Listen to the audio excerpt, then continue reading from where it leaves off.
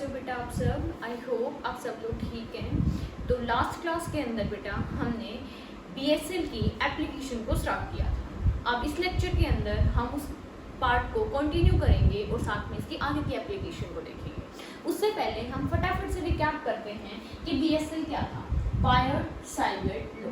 तो बायट-सावर्ट लॉ की हेल्प से बेटा हम एक छोटे से current element IDL, what is ideal current element, उसकी वजह से हम मैग्नेटिक फील्ड निकाल सकते हैं जो होता है μ0/4 IDL sin θ/r²। इसी लॉ की हमें दो इंपॉर्टेंट बातें पता होनी चाहिए कि अगर हमारे जो करंट एलिमेंट था, जो हमारे अगर मान लो इस वायर के अंदर करंट I फ्लो कर रहा है और ये हमारा करंट एलिमेंट है और ये हमारा पॉइंट P है और ये पॉइंट P इसके साथ 90 डिग्री का अगर एंगल बनाता है तो हमारा dB जो है वो मैक्सिमम होता है।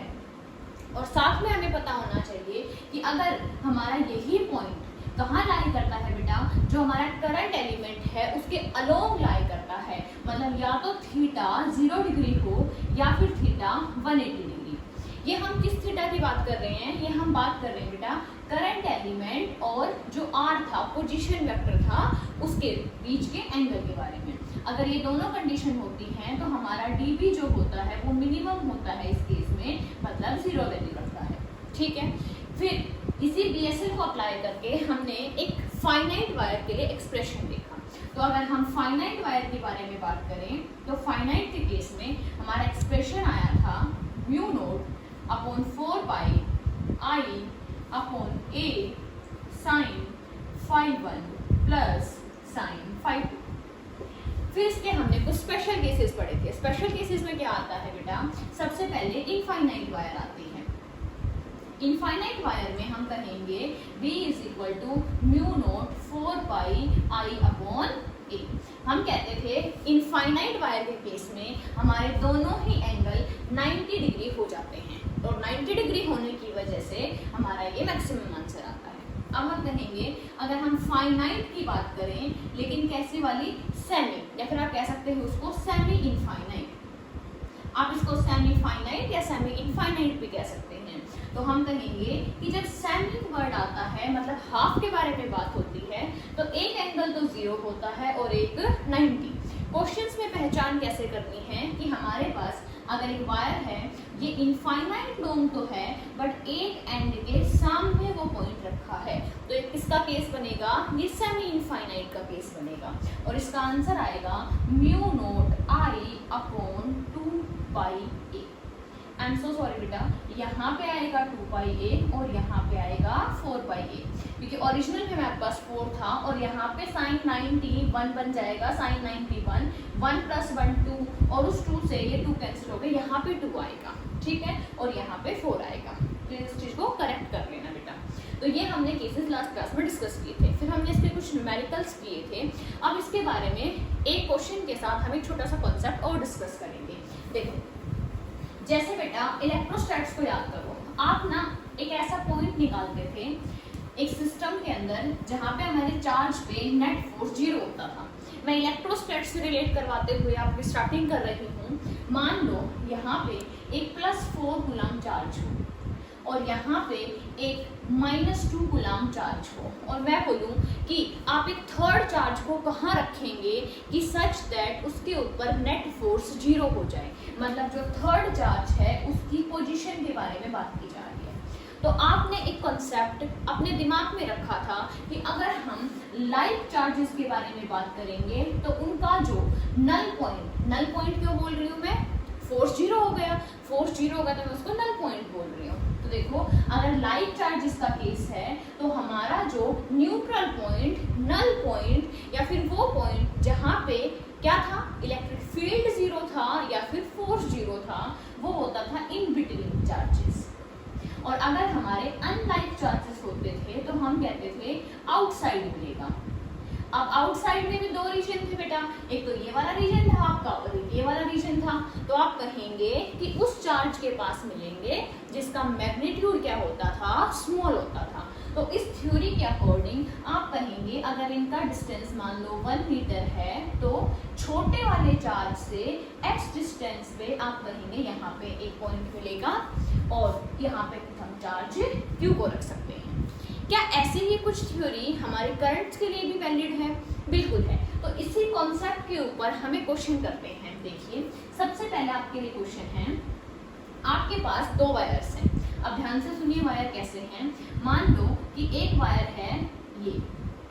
अभी क्रॉस बनाने का क्या मतलब है? क्रॉस बनाने का मतलब है बेटा यहाँ पे एक वायर है और इस वायर में करंट फ्लो कर रहा है सच दैट वो करंट बोर्ड के अंदर की साइड जा रहा है। क्रॉस का मतलब क्या है? Into the board. और यहाँ पे भी एक दूसरी वायर रखी हुई है जिसमें करंट इनटू द बोर्ड जा रहा है, ठीक है। और मान लो दोनों का डिस्टेंस है r। दोनों का डिस्टेंस क्या है बेटा? r। इसके अंदर 1 एम्पियर करंट है और इसके अंदर भी 1 एम्पियर करंट है। अब मैं आपसे पूछूं एक ऐसा पॉइंट बताओ जहां पे इन इनफाइनाइट वायर्स की वजह से नेट मैग्नेटिक फील्ड 0 हो जाए। तो मैं कहूँगी आपके लिए क्वेश्चन है कि फाइंड, चलो आप एक काम कर लो, इसको भी आप 1 मीटर कर लो, ठीक है। Find the point where magnetic field due to infinite long wires is 0। Same ऐसा ही क्वेश्चन हो गया बेटा। अब देखिए इसमें भी करंट अंदर जा रहा है, इसमें भी करंट अंदर जा रहा है, तो फिर आपके पास 3 रीजन बनते हैं। This is region number 1, this is second and this is region 3rd। अब 3 रीजन्स में से बेटा ऐसा कौन सा रीजन होगा जहां पे क्या हो बेटा? मैग्नेटिक फील्ड 0 हो जाए। आप इसको सर्च करना चाहते हैं, ये आपका क्वेश्चन है। तो देखिए हम स्टार्ट करते हैं इस क्वेश्चन को। हम तीनों रीजन को एक एक करके डिस्कस करते हैं। हम यहाँ से शुरुआत करते हैं। अगर मैं इसकी बात करूँ बेटा तो हम कैसे करेंगे इस क्वेश्चन को? ध्यान से देखिए। हम कहेंगे ये मेरा थंब किसको इंडिकेट करेगा? करंट को। तो करंट तो कहाँ जा रहा है? अंदर जा रहा है। फिर मुझे अपने फिंगर्स को ओपन करना है, किस साइड? जिस साइड मुझे पॉइंट चाहिए। क्या इतनी बात समझ आई आपको? ठीक है। अब देखिए, अब मैं कहूँगी कि ये मेरा है थंब, इस वाली साइड चाहिए, तो मैंने अपने फिंगर्स को किया ओपन, तो कहाँ जा रही है? ऊपर जा रही है। कहाँ जा रही है बेटा? ऊपर। अगर आप ऐसे भी नहीं समझ पा रहे हो तो आप एक काम करो, देखो ये क्रॉस है बेटा और ये भी क्रॉस है। अब आप ये बताओ अगर करंट क्रॉस में जा रहा है तो जो मैग्नेटिक फील्ड लाइंस बनेंगी वो क्लॉकवाइज बनेगी या एंटी क्लॉकवाइज? मैंने आपको बताया था। देखो आप ऐसे सर्कल बना लो पहले, तो आप ये बताओ क्लॉकवाइज या एंटी क्लॉकवाइज? या तो आप अपने रूल के साथ ध्यान रखिए। रूल कहता है कि थंब जो है वो तो इंडिकेट करेगा करंट को और फिंगर्स इंडिकेट करेंगे मैग्नेटिक फील्ड लाइंस को। तो उसके अकॉर्डिंग ऐसे और इस तरीके से तो ये मैग्नेटिक फील्ड लाइंस बन गई। या फिर आप कैसे याद रखेंगे? आप अपनी ट्रिक से याद रखेंगे CCAD, मतलब अगर क्रॉस है तो क्लॉकवाइज बनाना है। देखो क्रॉस है तो क्लॉकवाइज बनाना है। अब देखो अब 3 रीजन कौन कौन से थे? यहां से देखते हैं। ये रीजन फर्स्ट मैंने नाम दिया था, ये रीजन मैंने सेकंड नाम दिया था और ये रीजन मैंने थर्ड नाम दिया था। अब ध्यान से सुनो, देखो ये रीजन है। अगर मैं इसके मैग्नेटिक फील्ड की बात करूं तो कहाँ आ रहा है? ऐसे नीचे आ रहा है, ठीक है। अच्छा, और ऊपर देखो अगर इसके मैग्नेटिक फील्ड की बात करोगे बेटा तो क्या होगा? अब हम कहेंगे कि इसकी वजह से एक बड़ा सा सर्कल बनाओ और यहाँ पे निकाल के देखो। अब यहाँ पे बात करेंगे तो इसकी वजह से आ रहा है नीचे और ये ऊपर जाएगा बेटा। क्लॉकवाइज बनाना है ना आपको, ऊपर देखो। अब देखो ये जो है, अब एक मैग्नेटिक फील्ड लाइन थोड़ी ना बनती है। मैग्नेटिक फील्ड लाइन तो बहुत सारे सर्कल्स होते हैं। तो अब इसकी वजह से एक बड़ा सा सर्कल बनाओ। इसकी वजह से देखो बड़ा सा सर्कल बनाया मैंने। ये सर्कल इसका है। अगर ये सर्कल इसका है तो क्या होगा? इस तरीके से जाएगा।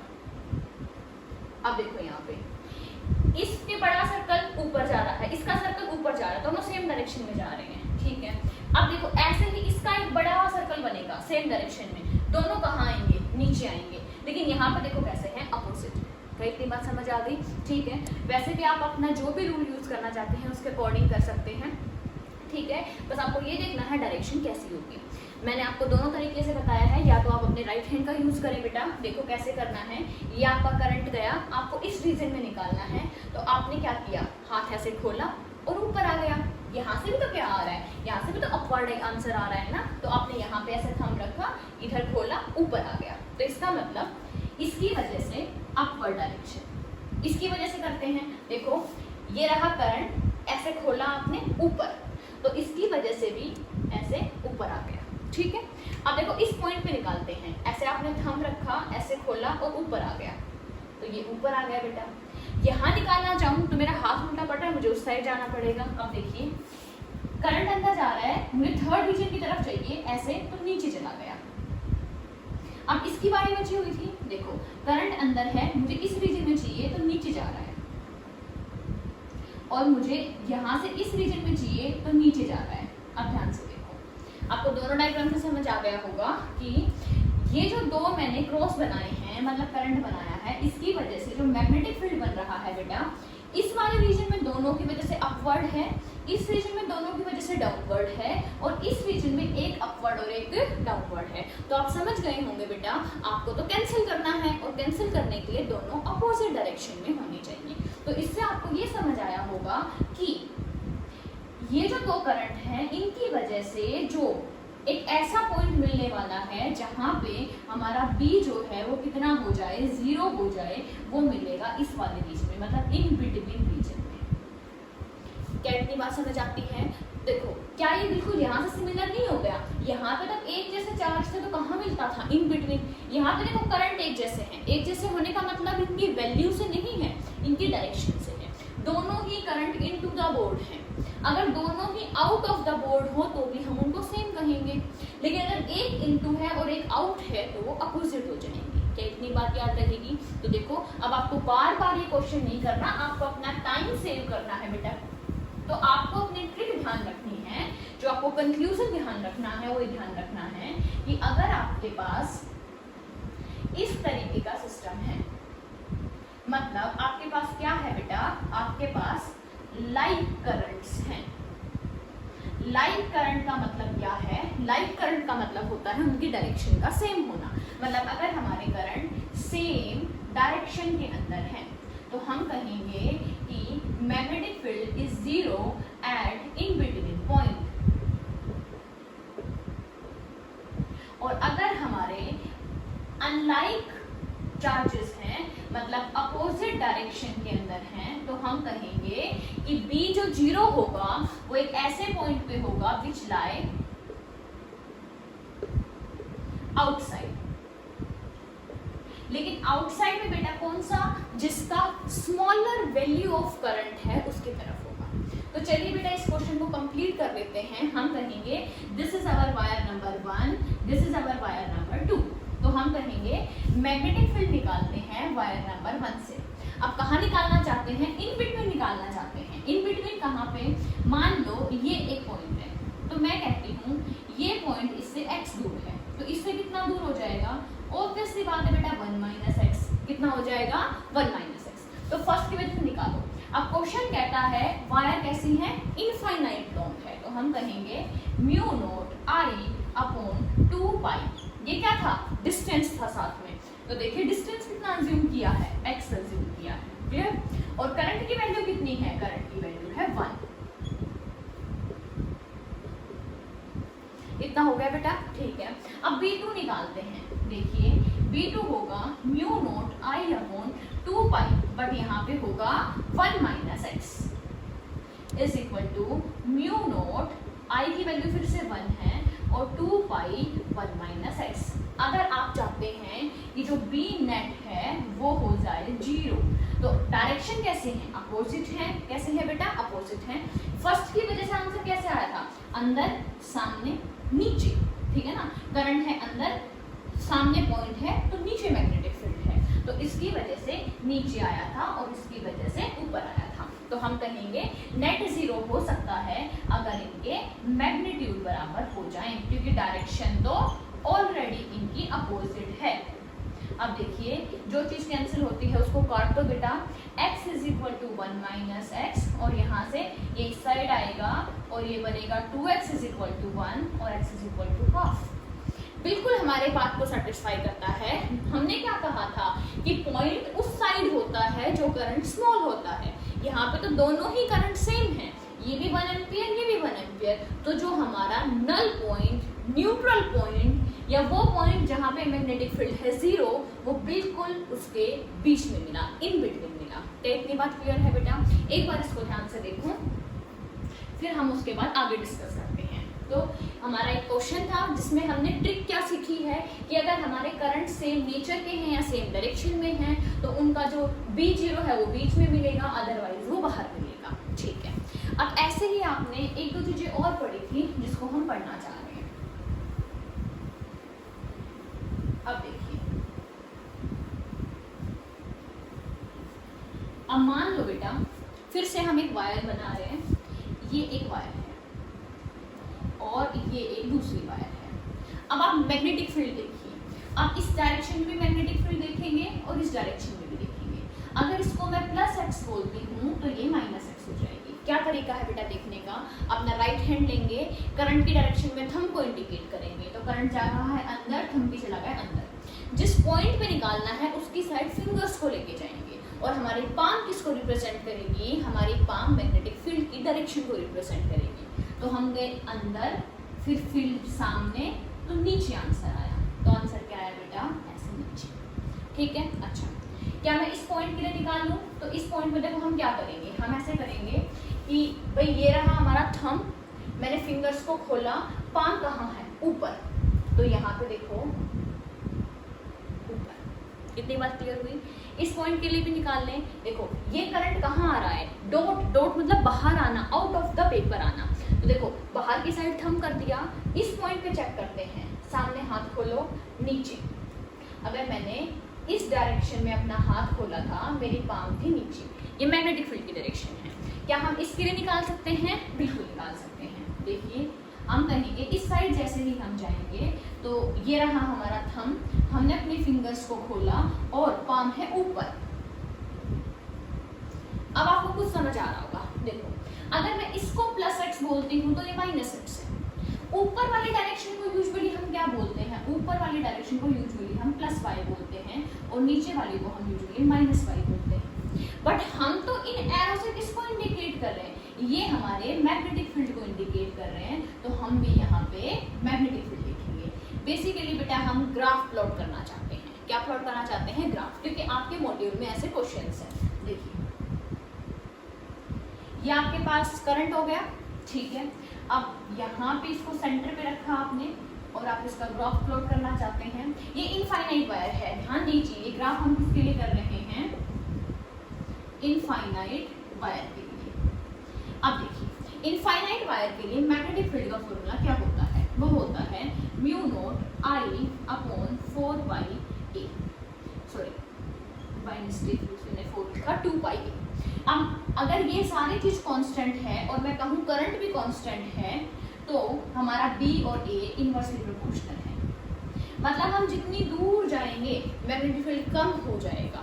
ठीक है, अब देखिए अब हम जा रहे हैं +x की तरफ। तो देखिए आप क्रॉस वाले में जब प्लस की तरफ जाएंगे तो मैग्नेटिक फील्ड कहाँ इंडिकेशन दे रहा है? नेगेटिव की तरफ। मतलब हम क्या करेंगे? B को नेगेटिव में प्लॉट करना चाहेंगे। देखिए ये हमारा +B को शो कर रहा है, ये हमारा -B।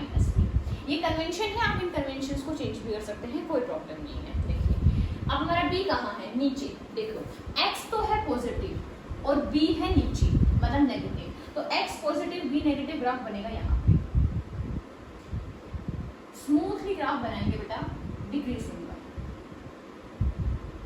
ठीक है, आगे देखिए अगर मैं इस साइड बात करूं, x तो मेरा कहाँ है? नेगेटिव है और B मेरा किस साइड है? ऊपर, पॉजिटिव है। तो x नेगेटिव है, B इस साइड है। ये ग्राफ इंडिकेट कर रहा है कि जितना हम दूर जाते जा रहे हैं वैल्यू ही कम होती जा रही है। तो क्या आपको ग्राफ समझ आ गया बेटा? अब सेम तरीके से बेटा डॉट मतलब जो करंट बाहर आ रहा है उस वायर के लिए बनाते हैं। तो देखिए यहाँ पे है डॉट, मतलब करंट जो है वो हमारा बाहर आ रहा है। देखिए एक्सिस हम ड्रॉ कर देते हैं और ये फिर से +x, ये -x, यहाँ पे +b, यहाँ पे -b। अब एक चीज को ऑब्जर्व कीजिए। देखिए अगर हम कहाँ से बात करें बेटा कि इसको हटा देते हैं, देखो ऐसे था। अगर हम +x की बात करेंगे तो हमारे मैग्नेटिक फील्ड अपवर्ड इंडिकेट कर रहा है। अपवर्ड मतलब पॉजिटिव की तरफ इंडिकेट कर रहा है। तो हम कहेंगे x भी पॉजिटिव, b भी पॉजिटिव, x भी पॉजिटिव, b भी पॉजिटिव। तो ग्राफ हमारा यहाँ बनेगा। ठीक है, अब हमारा B कहाँ है? नीचे। तो x positive B negative graph बनेगा यहाँ पे। स्मूथली ग्राफ बनाएंगे बेटा, डिक्रीजिंग का। ठीक है। अब देखिए अगर हम इस साइड आते हैं तो x हो जाएगा नेगेटिव और b नीचे इंडिकेट कर रहा है, मतलब नेगेटिव जा रहा है। तो देखिए ठीक है, इस तरीके से। अब आप एक ग्राफ में चीज आइडेंटिफाई कर रहे हैं कि क्या फर्स्ट है तो दूसरा ऑप्शन फिर थर्ड है, ठीक है। अगर सेकंड है तो फिर हमारे पास फोर्थ है, सेकंड और फोर्थ है, और ये इस तरीके से। तो आई थिंक आप क्या कर सकते हैं, आगे इसको समझ सकते हैं। इसके बेसिस पे आपके पास एक क्वेश्चन भी दिया हुआ है, जिससे आप इजीली क्या करेंगे, सॉल्व करेंगे। अब देखो, अब आपको याद हो जाना चाहिए बेटा कि तब हम ऐसे क्रॉस की बात कर रहे हैं, एक्चुअली प्लस नहीं है, ये क्रॉस है। ऐसे बाहर की तरफ कोई चीज, अंदर की तरफ कोई चीज आ रही है, यहाँ पे बाहर की तरफ आ रही है, ठीक है। डॉट मतलब बाहर की तरफ, क्रॉस मतलब अंदर की तरफ। अब आप कंबाइन ग्राफ भी आई थिंक बनाना सीख गए होंगे। कैसे, देखिए अब हम एक दो कंबाइन ग्राफ स्टडी कर लेते हैं। कंबाइन का मतलब है बेटा कि जहाँ पे आपके पास एक से ज्यादा वायर दे रखी है, मतलब सपोज करो वायर नंबर 1, वायर नंबर 2, कैसे बनाएंगे, फिर से आप अपने कोऑर्डिनेट्स डिसाइड कर लो। अब आपके पास दो तरीके हैं इसको बनाने के। या तो आप एक काम करो, आपने कहा अंदर जा रहा है करंट, सामने देखो नीचे आ रहा है, मतलब इस साइड नीचे ग्राफ बनेगा, कहाँ बनेगा, नीचे, ठीक है। तो मतलब ग्राफ जो है वो इस क्वाड्रेंट में आएगा, ठीक है। अब आप ये समझ गए होंगे बेटा, अगर ये ग्राफ इस क्वाड्रेंट में है तो इसका मतलब जिसका दूसरा पार्टनर होगा वो यहाँ जाएगा, ठीक है। और सेम चीज यहाँ पे कॉपी होगी। अगर ये अकेला होता तो होता, इसमें देखो सेकंड और फोर्थ क्वाड्रेंट इन्वॉल्व है ना, तो इसमें भी सेकंड और फोर्थ क्वाड्रेंट इन्वॉल्व होंगे। ये देखो, ये सेकंड क्वाड्रेंट और ये फोर्थ क्वाड्रेंट। अब इन दोनों ग्राफ को कनेक्ट करना भी आना चाहिए। अगर दोनों की वैल्यू मान लो i और i है, तो आप समझ गए होंगे सेम डायरेक्शन का केस है, तो इसका मतलब जो मैग्नेटिक फील्ड है 0 वो इन बिटवीन होता है, और यही तो लाइन शो करेगी मैग्नेटिक फील्ड 0 होने के लिए, और इन बिटवीन 0, साथ में करंट की वैल्यू भी सेम है, तो मतलब एग्जैक्टली मिड पॉइंट के ऊपर। तो देखिए मिड पॉइंट पे ये करंट, ये 0 होता हुआ मैग्नेटिक फील्ड, और इस तरीके से आपका ग्राफ बनेगा। क्या इतनी बात क्लियर हुई बेटा, ठीक है। तो ये हम कंबाइंड ग्राफ भी स्टडी कर चुके हैं, ग्राफ को देखना आपको आना चाहिए। अब हम आगे डील करते हैं बेटा, ये थे हमारे स्ट्रेट और इनफाइनाइट वायर थे, उसके कुछ केसेस जिस पे आपको कुछ क्वेश्चन कर सकते हैं। अब हम अपनी नेक्स्ट एप्लीकेशन की तरफ मूव करेंगे। हमारी नेक्स्ट एप्लीकेशन है एक सर्कुलर लूप के लिए, ठीक है। तो हमारी सेकेंड एप्लीकेशन है बेटा कि magnetic field at the centre of circular current carrying loop.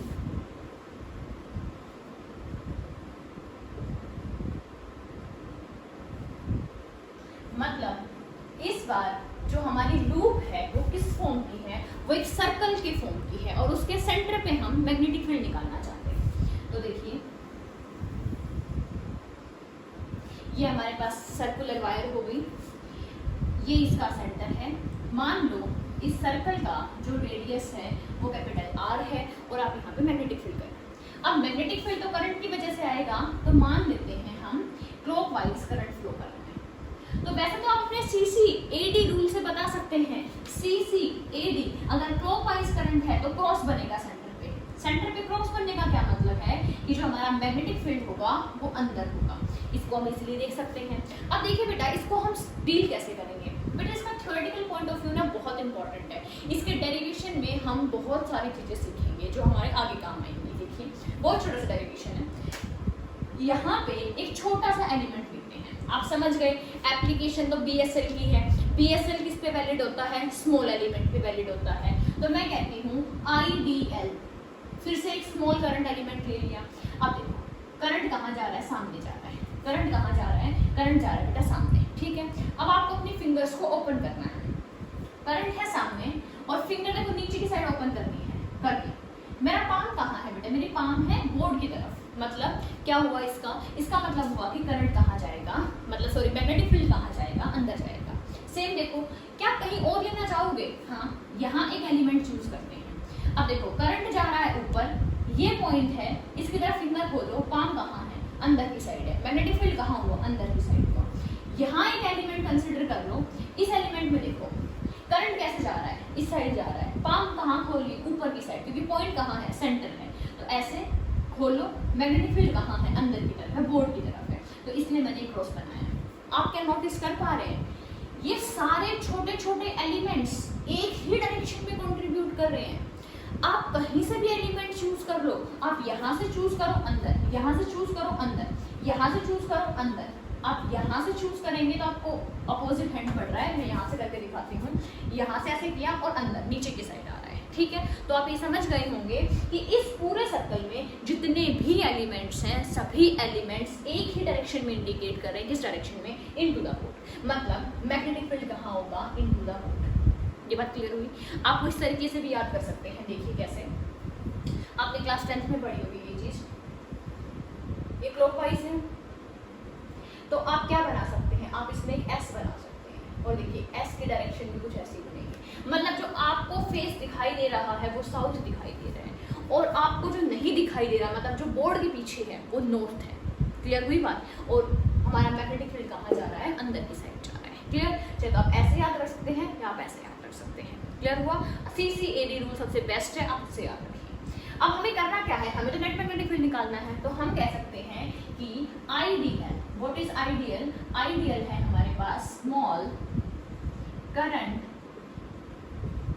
Element. अब हम कहेंगे magnetic field due to small current element is, वो होगा mu naught I D L sine theta upon R square. Mu naught upon 4 pi तो पूरा constant एक साथ लीजिए। डायरेक्शन कहाँ है, डायरेक्शन है इनटू द बोर्ड। अच्छा, अब थीटा के साथ डील करते हैं। अब थीटा के लिए क्या होना चाहिए, देखो सामने जा रहा है आपका करंट, आपने बिल्कुल टॉप मोस्ट पॉइंट चूज किया है, ठीक है। अब देखिए ये छोटा सा करंट एलिमेंट है, इसकी डायरेक्शन कैसे बताई जाएगी, अलोंग द टेंजेंट। कैसे बताई जाएगी, अलोंग द टेंजेंट। अब आपने यहाँ से अपने इस पॉइंट को कनेक्ट किया, यही तो पॉइंट है जहाँ पे आप फाइंड करना चाहते हैं। ये डिस्टेंस कितना है, ये तो रेडियस है। अब देखिए टेंजेंट और रेडियस के बीच में एंगल कितना होता है, टेंजेंट और रेडियस के बीच में एंगल होता है 90 डिग्री। तो यहाँ पे आपका थीटा जो है वो हो गया 90 डिग्री। तो हम कह सकते हैं कि dB is equal to, actually dB vector के बारे में बात हो रही है, mu naught upon 4 pi I D L sine 90 upon R square. Actually जो डिस्टेंस है खुद रेडियस के बराबर है। अब देखिए ये तो क्या आया, ये तो क्या आया बेटा, ये तो सिर्फ और सिर्फ हमारे छोटे से एलिमेंट की वजह से मैग्नेटिक फील्ड आया। हमें तो पूरे सर्कुलर लूप की वजह से निकालना है। तो हम कहेंगे for complete loop, for complete loop हम क्या कर सकते हैं, इंटीग्रेट करना पड़ेगा। तो हम कहेंगे हम छोटे छोटे dB को इंटीग्रेट कर देंगे ताकि हमें net magnetic field at the centre मिल जाए। अब देखिए, अब आप इस पूरे को इंटीग्रेशन करेंगे, अब कोई प्रॉब्लम नहीं आने वाली क्योंकि हर एलिमेंट की डायरेक्शन सेम है। तो हम ऐड कर सकते हैं इनको। ये देखिए आई डी एल साइन 90 1 हो चुका है अपॉन आर स्क्वायर। अब जो कांस्टेंट उसको बाहर निकाल देते हैं बेटा। अब देखो म्यू नॉट अपॉन 4 पाई तो कांस्टेंट है, एक कांस्टेंट करंट फ्लो कर रहा है, और आर स्क्वायर जो है वो रेडियस का स्क्वायर है जो कि कांस्टेंट होगा। अब क्या बचा, अब बचा इंटीग्रेशन ऑफ dl। और व्हाट इज dl, dl एक छोटा सा एलिमेंट है इस सर्कल में, और ऐसे छोटे छोटे एलिमेंट्स को हम ऐड कर देंगे तो क्या बनेगा, सर्कमफेरेंस बनेगा। ये बहुत ही इंपॉर्टेंट पॉइंट है बेटा। देखो हमारा जो b एट द सेंटर आया वो क्या आया, वो आया mu naught upon 4 pi I upon R square. और इंटीग्रेशन किसका हुआ, छोटे छोटे एलिमेंट्स का। सामने क्या दिखाई दे रहा है, सर्कल, और सर्कल का सम कितना होगा, मतलब पेरीमीटर कितना होगा, 2 पाई आर। तो हम कहेंगे r से r हो गया कैंसिल, 2 पाई से हो गया कैंसिल, आया 2। तो magnetic field at the centre of the circle is mu naught I upon 2r। यहाँ तक नोट करें बेटा। और फिर हम इसकी हेल्प से आगे हाफ और इसके अलावा छोटी जो हमारे आर्क होंगे उसके वजह से निकालेंगे। आई थिंक आपने नोट कर लिया होगा। अब यहीं पे अगर मैं आपसे बोलूं कि इस बार मुझे एक सर्कल की वजह से नहीं, एक सेमी सर्कल की वजह से मैग्नेटिक फील्ड चाहिए। देखो मैंने अपने क्वेश्चन को मॉडिफाई कर दिया है। मैंने अपने क्वेश्चन को मॉडिफाई किया कि देखो ये मेरा एक सेमी सर्कल है, और मुझे इस बार जो मैग्नेटिक फील्ड चाहिए वो इस सेमी सर्कल की वजह से चाहिए, तो आप कैसे निकालेंगे इसको? तो आप कहेंगे कौन सी बड़ी बात है भाई, चलो डील करना स्टार्ट करते हैं। ये रहा सेंटर, ये हो गया रेडियस। प्रोसीजर सेम फॉलो करेंगे, इसलिए देखो मैंने इसको हटाया नहीं है, सेम प्रोसीजर। सबसे पहले छोटा सा करंट एलिमेंट लेंगे, कहाँ ले, जहां आपका मन करे, यहाँ लेना चाहते हैं यहाँ ले लो। एलिमेंट ये पॉइंट है, खोला हाथ कहाँ गया, इनटू द, क्योंकि मैंने अभी भी करंट को उसी डायरेक्शन में assume किया है, ठीक है। कोई कहता है एलिमेंट यहाँ लेना चाहिए, यहाँ ले लो बेटा, सेम तरीका है, क्लियर हुई बात? तो देखिए प्रोसीजर में चेंज कहाँ आएगा, आपके लिए जो नोटिस करने वाली बात है वो ये है, पूरे प्रोसीजर में चेंज कहाँ आएगा? क्या यहाँ चेंज आएगा? नहीं, करंट एलिमेंट हर किसी के लिए चूज करना है, चाहे सर्कल हो चाहे सेमी सर्कल हो। अभी क्वाड्रेंट पढ़ेंगे, उसके बाद हम क्या पढ़ेंगे, उसके बाद हम एक आर्क पढ़ेंगे, जर्नल मेथड पढ़ेंगे। तो देखिए आइडियल लेना है बिल्कुल स्मॉल करंट एलिमेंट, ये तो बीएसएल है, हर किसी के लिए वैलिड है। डायरेक्शन करंट की डायरेक्शन पर डिपेंड करती है। अब ये निकाल दिया, एंगल हमेशा 90 होगा, तब भी सर्कल का केस आए या सर्कल के पार्ट का केस आए, ये एंगल 90 रहेगा। क्यों? क्योंकि सर्कल पे बेटा छोटे से एलिमेंट पे करंट की डायरेक्शन टेंजेंट से बताई जाती है। किससे बताई जाती है? टेंजेंट से। यहाँ बनाना चाहते हो टेंजेंट से, और टेंजेंट और रेडियस हमेशा 90 डिग्री पे होते हैं। तो जब भी सर्कल का पार्ट आएगा तो ये एंगल तो 90 डिग्री होना है। तो यहाँ तक भी कोई चेंज नहीं आया।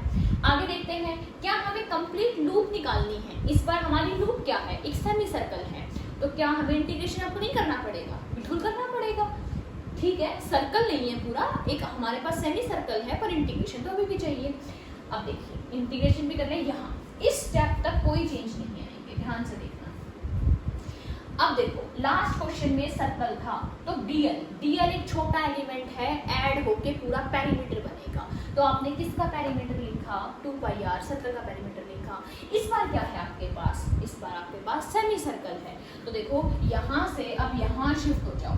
आप कहेंगे बी निकालना चाहते हैं एट द सेंटर, बट इस बार ये सेमी सर्कल के लिए है। तो आप कहेंगे mu naught upon 4π I upon R square, कोई भी चेंज नहीं, सारा चेंज है इंटीग्रेशन का। इस बार हमें इंटीग्रेशन किसके लिए करना है? इस बार हमें सेमी सर्कल के लिए करना है। तो सेमी सर्कल का पेरीमीटर होता है πr, सिर्फ 2 का फैक्टर हट जाएगा। तो देखिए r से r कैंसिल, पाई से पाई कैंसिल, आंसर आया म्यू नॉट आई अपॉन 4r। दोनों में कोई रिलेशन आइडेंटिफाई कर सकते हैं? बिल्कुल।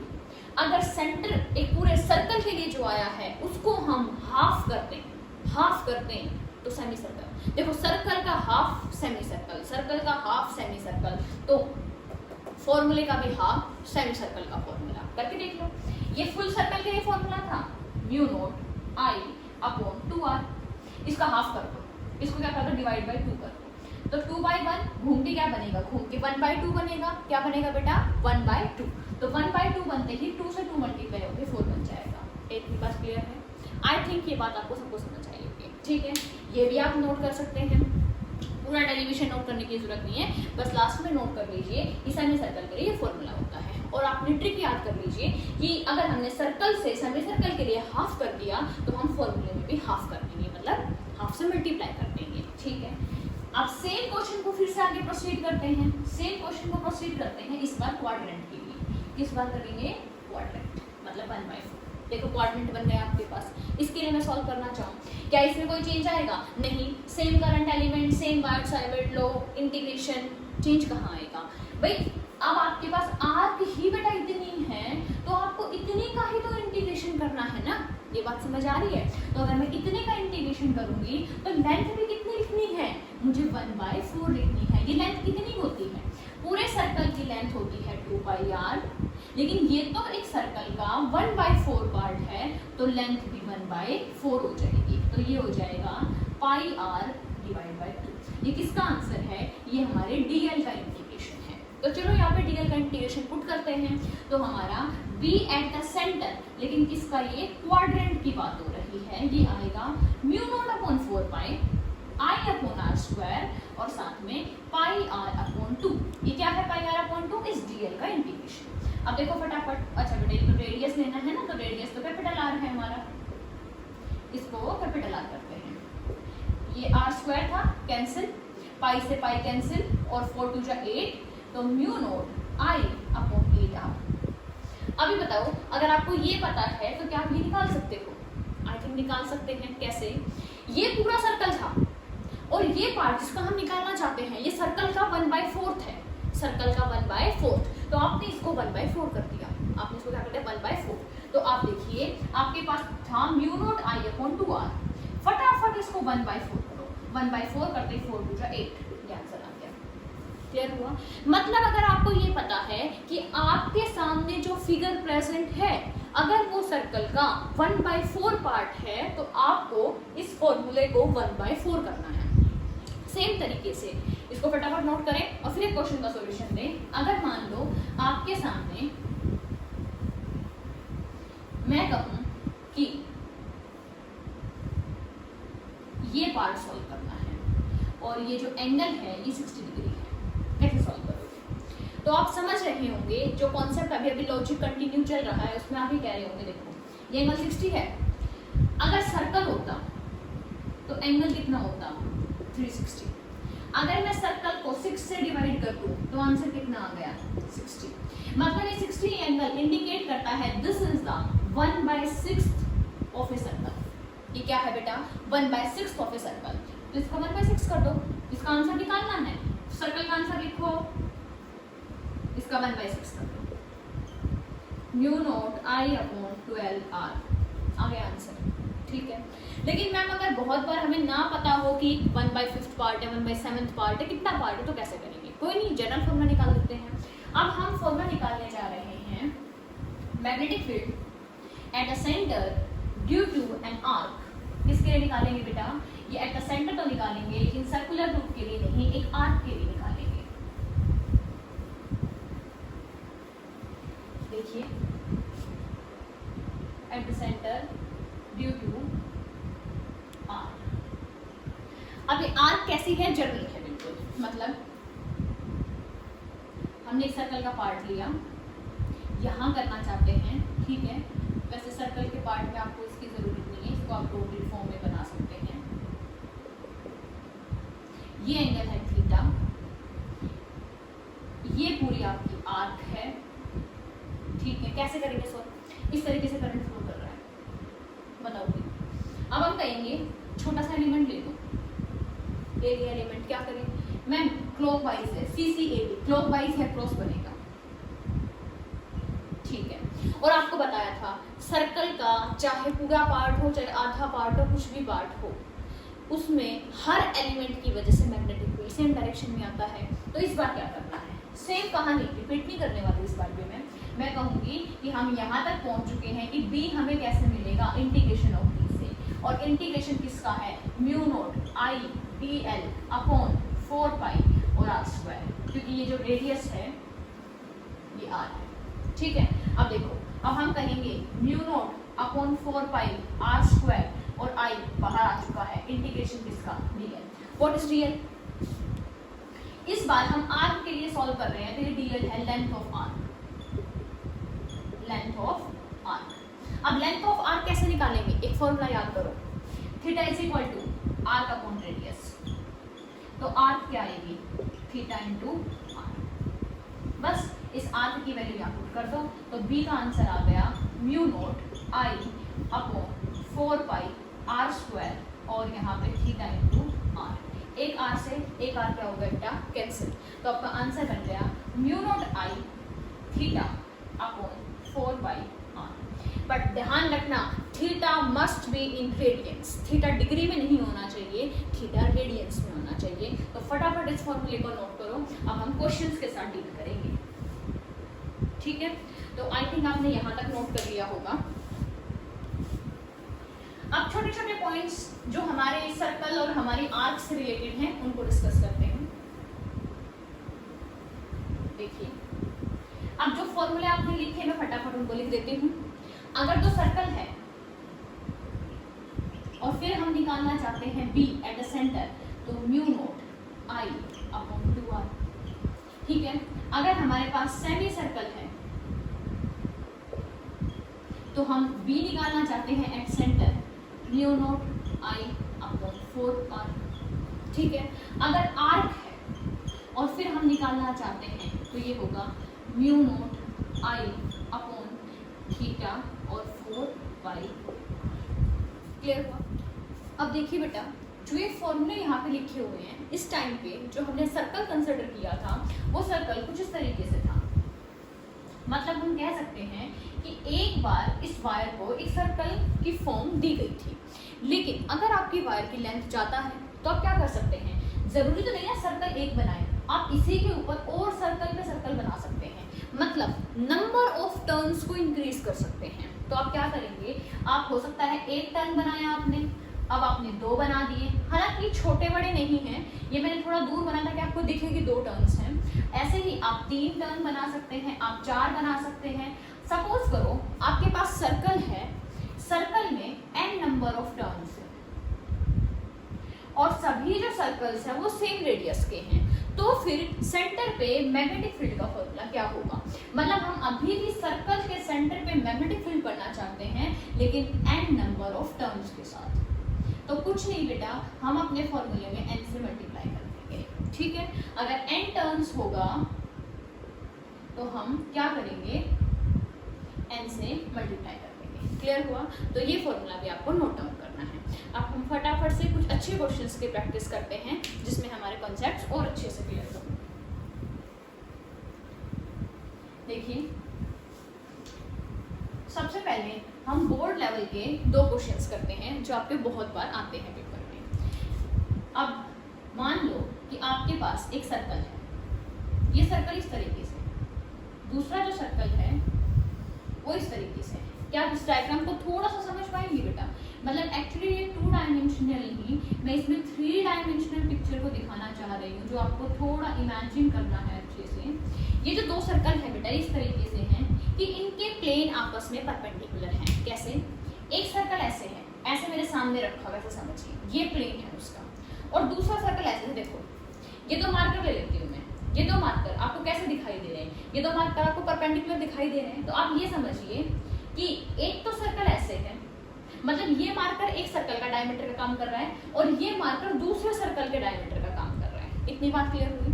अब हम करंट बनाते हैं। करंट कैसे है, मान लो ये जो सर्कल है ये ऐसे है, तो करंट ऐसे जा रहा है इस तरीके से, मतलब इस पॉइंट पे अंदर एंट्री मार रहा है, ध्यान से सुनो, और इस पॉइंट से बाहर निकल रहा है। ठीक है, यहाँ पे इसमें करंट कैसे है, ये एक ऐसा सर्कल बनाया है इस तरीके से, तो हम कहेंगे ऊपर करंट अंदर जा रहा है और यहाँ से करंट बाहर निकल रहा है। ठीक है, मतलब इस तरीके से कुछ सिस्टम है। इतनी बात क्लियर हुई? अब देखिए, अब सेंटर पे, अब क्वेश्चन में यहाँ पे लिख रही हूँ क्या है, find magnetic field at the point O which is common center of 2 identical circles। 2 identical circle हैं, मतलब ये जो रेडियस है ये r है और ये जो रेडियस है ये भी क्या है, r है।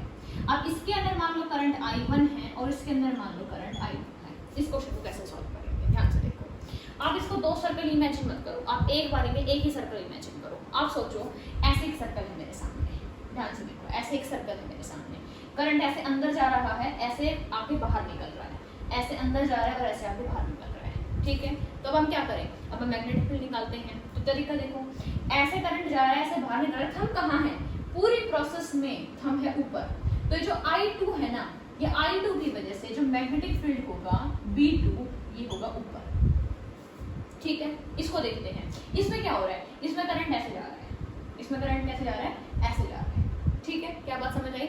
मतलब पहले ऊपर अंदर एंटर कर रहा है, नीचे से बाहर निकल रहा है, अंदर एंटर करके बाहर निकल रहा है। थंब कहाँ, इस साइड। तो मतलब जो 1 की वजह से थंब है वो इस साइड में। तो आपने दोनों के डायरेक्शन को आइडेंटिफाई कर लिया। अब वैल्यू लिखते हैं। अब देखिए, फर्स्ट सर्कल की वजह से मैग्नेटिक फील्ड। अब सर्कल के सेंटर की बात हो रही है तो फॉर्मूला होगा mu not into current upon 2 और रेडियस, अब रेडियस है r, बट फर्स्ट में करंट है I1, फर्स्ट में कितना करंट है I1। अब देखिए B2 मतलब सेकंड की वजह से, तो म्यू नोट I, सेकंड में करंट I2 लेकिन रेडियस है r। कितना क्लियर हुआ? दोनों की डायरेक्शन हम देखा चुके हैं। यहाँ पे हम बता सकते हैं कि B1 is perpendicular to B2, but आपको तो नेट मैग्नेटिक फील्ड निकालना था, तो हम कहेंगे बेटा B नेट किस तरीके से आएगा, तो B नेट आएगा, हम कहेंगे under root of B1 square plus B2 square plus 2 B1 B2 cos theta, और थीटा है 90, cos थीटा हो गया 0, तो आप यहाँ पे वैल्यू पुट कर सकते हैं। अब वैल्यू देखो बेटा, ये हो गया mu note I1 upon 2r इसका होल स्क्वायर, और दूसरी वैल्यू क्या है होल स्क्वायर, दूसरी वैल्यू है mu naught I2 upon 2r इसका होल स्क्वायर। देखिए जो चीज कॉमन है उसका स्क्वायर करके बाहर अंडर रूट से निकाल लीजिए बेटा, तो आप इसको सॉल्व करेंगे तो ये आएगा म्यू नोट अपॉन 2r, ये तो आ गया बाहर, और अंडर रूट के अंदर बचा I1 square plus I2 square. ठीक है, हो सकता है आपको I1 और I2 की वैल्यू दे दें, हो सकता है आपके करंट की डायरेक्शन को चेंज कर दें। आपके लिए सीखने का पॉइंट क्या था, देखो दोनों सर्कल आपस में कैसे थे, दोनों सर्कल आपस में 90 डिग्री पे थे, तो आपकी मैग्नेटिक फील्ड भी कैसे आई 90 डिग्री पे। इसी क्वेश्चन को थोड़ा सा एडवांस बनाया जा सकता है। कैसे? आपको ऐसा क्वेश्चन दे दें जिसमें जो दो सर्कल्स हैं, जैसे circle number first and this is circle number second, देखो है तो आइडेंटिकल लेकिन आपको दिखाई दे रहे हैं, इस बार ये एक दूसरे से 90 डिग्री पे ना होके किसी दूसरे एंगल के ऊपर है। मान लो इनके बीच में एंगल थीटा है, इस बार इनके बीच में एंगल कितना है थीटा, तो ध्यान रखना इस केस में इनके जो मैग्नेटिक फील्ड आएंगे, मान लो इसके जैसे B1 आया और इसके अंदर B2 आया, तो ये जो थीटा एंगल है ये बिटवीन B1 एंड B2 भी होगा, रिमेंबर इट। ठीक है, तो देखिए अगर 90 डिग्री ऐसा बोर्ड में बहुत बार क्वेश्चन आया है, कम से कम 2 से 3 बार रिपीट हुआ है, तो आपने देखा कि इनके मैग्नेटिक फील्ड में भी 90 डिग्री का एंगल है, बट इसी क्वेश्चन को हम थोड़ा सा आगे बढ़ के सॉल्व करते हैं। अगर दोनों के बीच में थीटा एंगल है, देखो दोनों के बीच में 90 ना होके थीटा है, तो इनके मैग्नेटिक फील्ड में भी कितना होगा थीटा होगा। आपको जानने की जरूरत नहीं है कि मैग्नेटिक फील्ड किस साइड होगा, वरना तो आप अपने डायरेक्शंस की हेल्प से भी निकाल सकते हैं। ठीक है, आगे क्वेश्चंस करते हैं बेटा। सेम मैग्नेटिक फील्ड ही निकालना है हमें, तो हम कुछ डायग्राम्स देख लेते हैं जिनको अब हम आगे सॉल्व करेंगे। तो इसमें बेटा हम एक पर्टिकुलर टाइप ऑफ क्वेश्चन की बात करते हैं। वो टाइप ऑफ क्वेश्चन ये कहता है कि आपके पास एक सर्कल है, यहां से एक वायर कनेक्ट है, ये इसका सेंटर है, ये लग रहा है सर्कल, मान लेना नहीं भी लग रहा तो बेटा ये देखो यहाँ से करंट आया I, ये करंट ऑब्वियसली बात यहाँ डिवाइड होगा और ये करंट यहाँ से I बाहर निकल जाएगा। ठीक है, ये दो वायर है, कहाँ कनेक्ट है एग्जैक्टली डायमीटर के अलाउंग कनेक्ट है, और आपको सेंटर पे मैग्नेटिक फील्ड बताना है। क्या मेरा क्वेश्चन क्लियर हुआ आपको? देखो ये एक R रेडियस की सर्कल है, R रेडियस का सर्कल है, सेंटर पे आपको मैग्नेटिक फील्ड बताना है। क्वेश्चन को प्रोसीड कैसे करें? जब भी इस टाइप के क्वेश्चन आएंगे सबसे पहले आप मार्क करेंगे बेटा इसके अंदर कि कितने हमारे पार्ट्स हैं, इस क्वेश्चन के सब पार्ट्स हैं। देखो इस सेंटर पे किस किस का इफेक्ट आएगा, इस वायर का, ये इंफिनिटी लॉन्ग वायर है, ये भी इंफिनिटी लॉन्ग वायर है, तो ये है पार्ट नंबर 1। अब जैसे ही आप पहुंचे, आप सर्कल 2 पार्ट में डिवाइड हो गया, कुछ करंट ऊपर जा रहा है, कुछ करंट नीचे जा रहा है, तो हम कहेंगे ये पार्ट नंबर 2, ये पार्ट नंबर 3 और फिर ये वायर पार्ट नंबर 4। तो हमें चारों की वजह से मैग्नेटिक फील्ड निकालना है। क्या इतनी बात क्लियर हुई? ठीक है, अब देखो, अब जरा ध्यान से देखो पार्ट नंबर 1 और पार्ट नंबर 4 को, अगर आप 1 की वजह से और आप 4 की वजह से देखें तो लाइन है, और ये पॉइंट इस लाइन के अलोंग है, देखो सेम लाइन है ये, और ये पॉइंट भी अलोंग है, तो अलोंग वाले पॉइंट पे मैग्नेटिक फील्ड तो 0 होता है, तो यहाँ से आपको पता चल रहा है 0, क्योंकि point is along the line या अलोंग द वायर। खत्म। अब बचता है आपके लिए क्वेश्चन कि इस पार्ट की वजह से और इस पार्ट की वजह से। क्लियर हुआ इतना? चलो अब बिल्कुल एक एक स्टेप को ध्यान से समझेंगे हम कैसे करते हैं। अब मान लो बेटा ये सर्कल है, ये यूनिफॉर्म वायर का केस है। कैसे केस का? Uniform wire.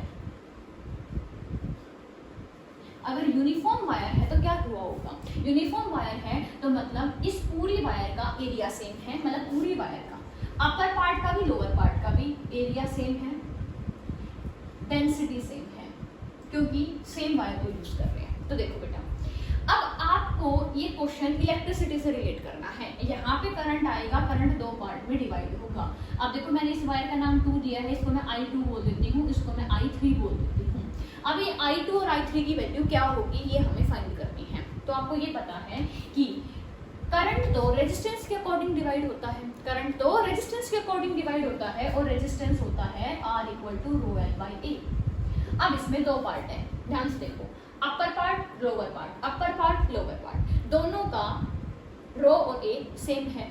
अगर रो और ए दोनों सेम है तो resistance is directly proportional to length. ध्यान से सुनते चलिए, resistance is directly proportional to length हो जाएगा। अब रेजिस्टेंस लेंथ के प्रोपोर्शनल हो गया तो जिसकी लेंथ ज्यादा उसका रेजिस्टेंस भी ज्यादा। दोनों लेंथ कैसी हैं? इक्वल हैं। दोनों लेंथ कैसी हैं? इक्वल हैं। मतलब हम कह सकते हैं कि अगर ऊपर की लेंथ है L1 और इसका रेजिस्टेंस है R1, नीचे की लेंथ है L2 और रेजिस्टेंस है R2, तो इस तरीके से हम निकालेंगे। तो हम कहेंगे L1 और L2 तो बराबर हैं, तो आंसर क्या आया? 1। तो मतलब R1 और R2 भी बराबर हो जाएंगे। मतलब ऊपर वाले पार्ट का और नीचे वाले पार्ट का रेजिस्टेंस सेम है, ठीक है। अगर रेजिस्टेंस सेम है तो करंट भी इक्वल अमाउंट में फ्लो करेगा। कैसे अमाउंट में बेटा? इक्वल अमाउंट में। तो देखिए यहाँ से अगर I करंट आया तो इक्वल हो गया, मतलब हाफ हो गया। दो पार्ट करना है ना बेटा इक्वल, तो दो पार्ट मैंने हाफ कर दिए, ठीक है। अब सेंटर में निकालते हैं मैग्नेटिक फील्ड। तो हम पहले निकालते हैं सेकंड पार्ट की वजह से। सेकंड पार्ट के लिए ध्यान दो। अब देखो सेकंड पार्ट एक सेमी सर्कल है। सेमी सर्कल का फॉर्मूला था आपके पास म्यू नोट मल्टीप्लाई I मतलब करंट, ठीक है, अपॉन में 4R। अब यहाँ पे करंट कितना है? यहाँ पे करंट है एक्चुअली I/2, तो मैं लिख सकती हूँ म्यू नोट I, ये 2 इससे मल्टीप्लाई होगा 8R। चलो डायरेक्शन के साथ डील करते हैं। अब डायरेक्शन कहती है कि जा रहा है ऊपर इस तरीके से। कौन सी डायरेक्शन है? ये डायरेक्शन है क्लॉक। अब क्लॉक है तो बनेगा क्रॉस, CCAD, तो ये बनेगा क्रॉस। बन गया क्रॉस, ठीक है। ऐसे ही हम B3 निकालते हैं। हमें पता है इसके अंदर भी करंट है I/2 और ये है 4R। मतलब बिल्कुल सेम आंसर आया। अब देखो करंट कैसे जा रहा है? करंट कैसे जा रहा है? क्या करंट क्लॉकवाइज है? नहीं, ये करंट एंटी क्लॉकवाइज है। CCAD, anti dot, anti dot. अब देखो ध्यान से, दो तो पहले ही खत्म हो चुके थे बेचारे, दोनों सेम मैग्नीट्यूड में हैं। मतलब B2 का मैग्नीट्यूड और B3 का मैग्नीट्यूड बिल्कुल सेम है, पर डायरेक्शन एकदम अपोजिट है। तो इनका आंसर भी क्या हो गया? तो हम कह सकते हैं इनका आंसर हो गया दोनों का 0। तो इसका मतलब B eight the centre is 0। Clear हुई बात? ये दोनों तो पहले ही 0 थे, इसने इसको कैंसिल कर दिया, आंसर आ गया 0। इसी क्वेश्चन को थोड़ा सा मॉडिफाई कर लें, ठीक है। इस क्वेश्चन को अब एक जनरलाइज्ड वे में सॉल्व करते हैं। कैसे वे में? जनरलाइज्ड वे में सॉल्व करते हैं। जैसे मान लो है तो इस बार भी सर्कल, ठीक है। अच्छा, अब हम यहाँ से एक वायर को लिया, यहाँ से I करंट था, ये बेटा मान लो इसका सेंटर है, ये एंगल है थीटा, और ये गया करंट ऊपर, कुछ करंट आएगा नीचे, ये करंट घूम के यहाँ वापस और यहाँ से बाहर, ठीक है। यहाँ से करंट आ गया I बाहर। और इस क्वेश्चन के लिए आपको सॉल्व करना है कि सेंटर पे मैग्नेटिक फील्ड कितना होगा। मैं आपको हिंट दे रही हूँ क्योंकि पहले आपको ट्राई करना है। करंट आएगा, करंट को डिवाइड करना है। क्यों? रेडियस है R, रेडियस कितना है R, और आपको पता है आर्क के लिए फॉर्मूला होता है mu naught I theta divide by 4πr। मतलब थीटा तो आपको थीटा ही रखना है, क्वेश्चन में थीटा गिवन है। अगर आपको करंट पता चल जाए तो सारा खेल खत्म, क्योंकि ये तो है कांस्टेंट और R है रेडियस जो गिवन है, ठीक है। तो अब करो। अब बहुत से बच्चे ये सोचते हैं कि इसका आंसर 0 नहीं आएगा। उनको ये लगता है यहाँ पे तो ना एक्चुअली इनका तो 0 था, समझ आता है हमें, यहाँ करंट हो गया हाफ हाफ, तो हाफ और हाफ ने इसको कैंसिल कर दिया, तो यहाँ तो क्या है, ये बड़ा पार्ट है, ये छोटा पार्ट है, तो 0 तो आंसर नहीं आएगा। अगर आप भी ऐसा ही सोच रहे हैं तो एक बार इसको ट्राई कीजिए वीडियो को पॉज करके, फिर अब देखते हैं कि इसका आंसर क्या आता है। ठीक है, तो इसको मैं हटा देती हूँ, ये फिलहाल कोई काम का नहीं है, ये पार्ट हमारे काम का है, इसको हम रख लेंगे। सबसे पहला टारगेट करंट के साथ डील करते हैं। ठीक है, इसका एक शॉर्टकट ट्रिक पे सिखाऊंगी मैं आपको। देखो ये भी हटा देते हैं, ये भी कोई काम का नहीं है। ठीक है, अगर ये थीटा तो ये कितना, ये 2 पाई माइनस थीटा। अगर ये थीटा तो ये 2 पाई माइनस थीटा। क्लियर हुआ? आप एग्जांपल से भी कर सकते हैं, 60 डिग्री ले लीजिए, 40 डिग्री ले लीजिए, आपका क्वेश्चन हो जाएगा। अब देखो लेंथ सेम है डिफरेंट है। अगर बेटा रेडियस r है तो ये लेंथ कितनी है, बताओ फटाफट, लेंथ कितनी है? ये लेंथ है थीटा इंटू r। ये लेंथ कितनी है? ये लेंथ है 2 pi minus theta multiply by r। समझ आ गया? r is equal to theta is equal to r upon radius, r is equal to theta multiply by radius, angle multiply by radius. Clear हुआ? Same वही concept, wire तो same है बेटा, wire तो same है ना। अगर वायर सेम है तो ए सेम है, रो सेम है। r is equal to rho L by A, rho और ए सेम है, खेल खत्म कर दो। मतलब radius is directly proportional to length. Sorry radius नहीं, रेजिस्टेंस है, I am sorry, resistance is directly proportional to length. जिसकी लेंथ ज्यादा उसका रेजिस्टेंस भी ज्यादा। ठीक है, ओके। अब मान लो इस पार्ट का रेजिस्टेंस है R1 और इस पार्ट का रेजिस्टेंस है R2। अब आपको करंट निकालने का एक तरीका सिखाया था, क्या सिखाया था फटाफट बोलो।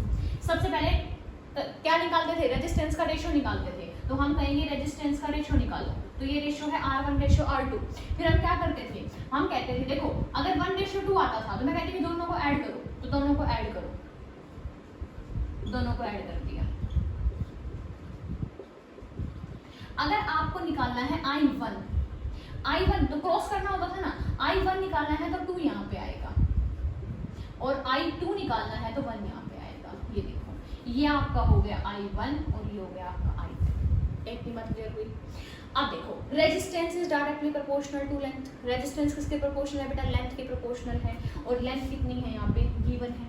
क्लियर है आपको? तो फटाफट I1 और I2 की वैल्यू लिखें। I1 की वैल्यू क्या है? देखो R2 मतलब R2 की जगह आप L2 लिख सकते हो। क्यों लिख सकते हो? Because resistance is directly proportional to length. यहाँ पे क्या लिखेंगे आप? L1 plus L2। ऐसे ही I2 का फॉर्मूला लिख सकते हैं L1 upon L1 plus L2। ये सारी सीक्वेंस अभी आपको लिखवाऊंगी और अच्छे से देखिए। करंट के यहाँ तक फॉर्मूला पहुंच चुके। इस वाले पार्ट की लेंथ कितनी है? इसको आप R2 बोल रहे हो, मतलब कि L2 का वैल्यू है, ये आपकी L1 की वैल्यू है। फटाफट वैल्यू लिखो। L2 की वैल्यू है 2 pi minus theta upon r divide by L1 plus L2। L1 क्या है हमारे पास? L1 है थीटा r और L2 है 2 pi minus theta multiply by r। ऐसे ही I1 लिखेंगे, L1 है थीटा r अपॉन ये क्या है? नीचे तो बेटा सेम ही आएगा आंसर। थोड़ा सा सॉल्व कर लें इसको। देखिए I1 का आंसर क्या है? I1 का आंसर आया 2 pi minus theta multiply by r divide by theta r plus 2 pi r minus theta r। Theta r से थीटा r कैंसिल। ऐसे ही I2 का फॉर्मूला क्या आएगा? व्हाट इज I2 आएगा थीटा r अपॉन 2 पाई r। Done? Clear हुआ इतना? Okay, आगे बढ़े इससे। ठीक है, हमें करंट की वैल्यू मिल चुकी है। अब हम क्या करेंगे? अब हम इनका निकालेंगे magnetic field at the centre. तो हम कहेंगे मैग्नेटिक फील्ड निकालते हैं कौन से पार्ट की वजह से? इस पार्ट को नाम दे दो, अच्छा इसको 1 नाम दे रखा है तो इस पार्ट को 1 बोल दो, कोई बात नहीं। इस पार्ट को 2 बोल दो, इसको हम 3 और 4 बोल देंगे, कोई बिग डील नहीं है इसमें। तो हम 1 पार्ट के लिए निकालते हैं। 1 पार्ट कहता है म्यू नॉट, करंट कितना फ्लो कर रहा है, मतलब फर्स्ट के अंदर करंट, फर्स्ट का थीटा कितना है वो भी लिखना पड़ेगा, अपॉन में 4 पाई और फिर उसका रेडियस लिखना पड़ेगा। इतनी बात समझ आई आप लोगों को? देखो अब mu naught, I think I1 की वैल्यू आप वहाँ से जानते हैं 2 pi minus theta multiply by r divide by 2 pi r। ये पूरी वैल्यू I1 की है बेटा, ध्यान रखना। नीचे एक 4 पाई r तो पहले से प्रेजेंट है।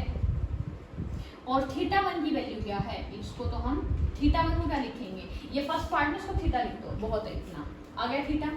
ऐसे ही आप V2 निकालिए। V2 में म्यू नॉट और क्या आएगा? I2 और थीटा 2 आएगा, और नीचे क्या होगा 4 पाई आर।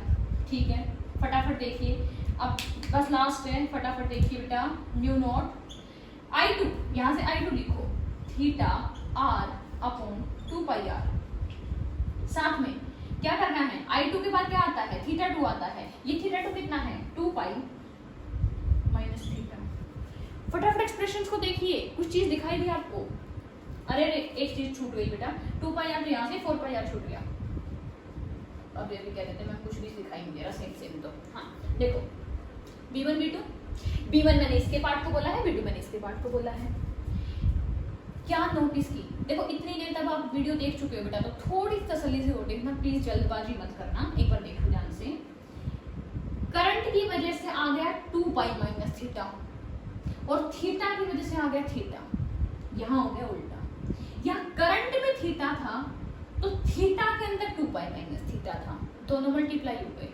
यहाँ पे भी थीटा और 2 पाई माइनस थीटा, यहाँ पे भी थीटा और 2 पाई माइनस थीटा, मतलब मैग्नीट्यूड में अभी भी सेम है। क्या आपको ये बात समझ आई?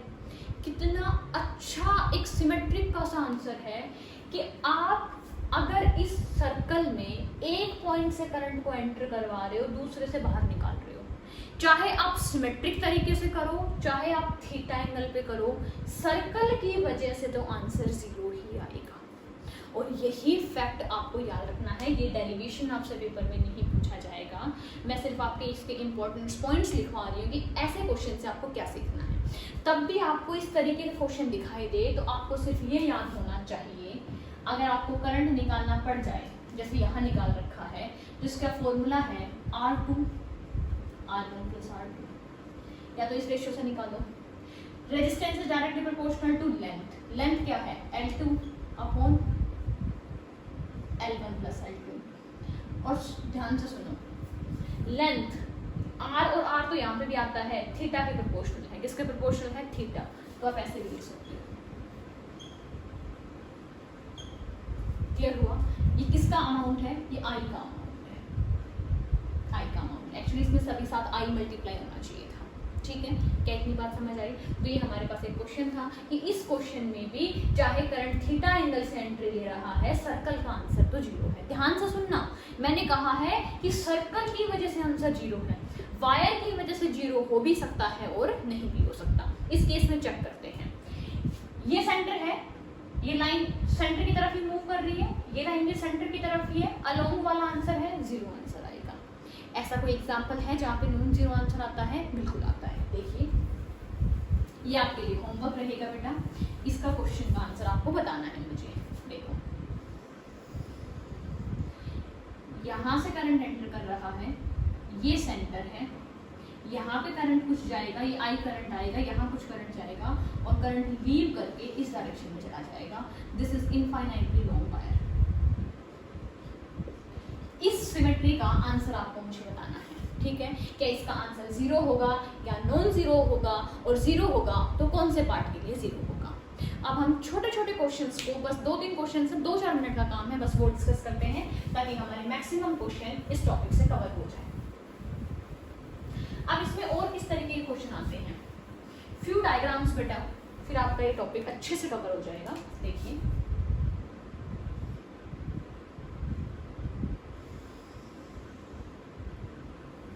सर्कल बन जाएगी, ये देखो सेमी सर्कल, यहाँ पे ये ऐसे आया, ये सेंटर है, ये ऐसे है,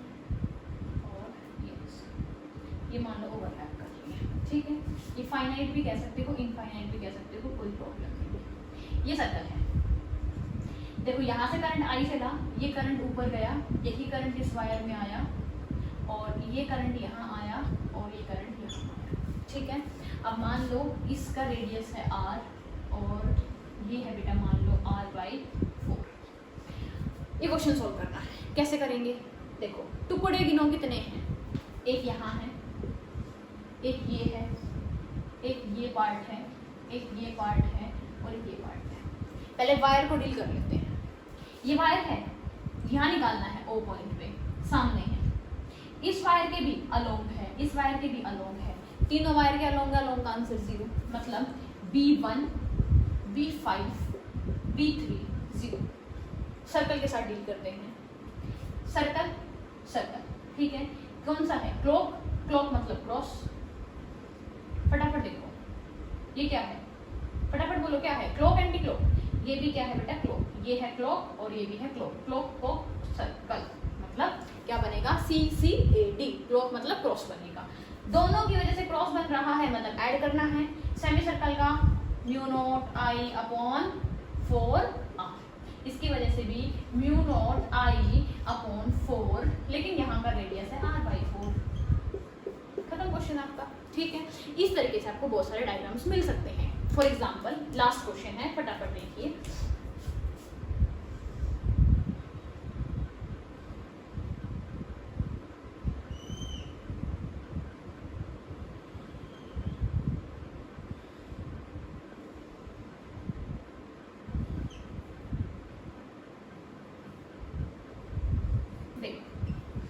सेंटर पे आपको निकालना है बेटा, ठीक है। ये आपके पास यहाँ से आई करंट जा रहा है, यहाँ आई करंट है, फिर यहाँ आई करंट है, यहाँ आई करंट है और यहाँ आई करंट है। ऑब्वियसली बात है रेडियस चेंज हो रहा है, तो मान लो डायग्राम ऐसे दिखेगा नहीं। मान लो यहाँ से लेके यहाँ तक r है, यहाँ से यहाँ तक 2r कह सकते हो और यहाँ से यहाँ तक 3r कह सकते हो।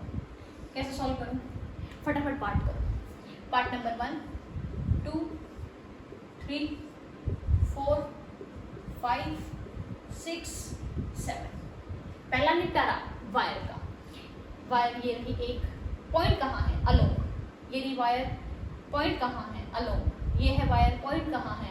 अलोंग। ये रही वायर, पॉइंट कहाँ है? अलोंग। तो हमारे पास 1 3 5 7 पॉइंट है अलोंग, आंसर आएगा सी।